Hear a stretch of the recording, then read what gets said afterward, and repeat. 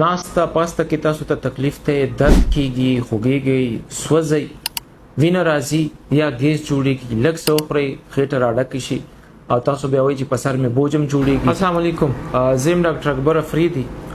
ستاسو به هم خیالي او د نورو خلکو هم دا چې دا انګلیش میډیسن کم چې تاسو په کلونو باندې خورئ د هغې په نظر باندې هومیوپاتیک ته هم ګورئ.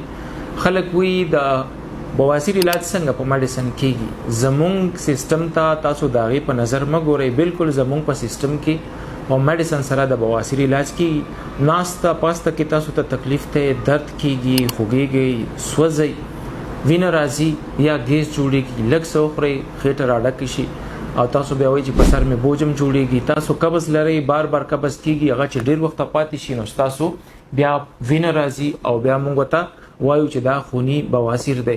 کله چې تاسو خوني بواسیر وي یا بادي بواسیر وي تاسو د اپریشن نه مخکې لازم د هومیوپاتیک ډاکټر سره مشوره کوئ، د هومیوپاتیک میډیسن خورئ. ان شاء الله چې موږ د 20 ورځو میډیسن ورکو تاسو ته به صحت ترلاسه کیږي. او هغه خلک کم چې وایي چې د اپریشن نه بغیر نه ټیکیږي هغې ته به موږ ښایو چې هومیوپاتیک کې بواسیر څنګه ټیک کیږي.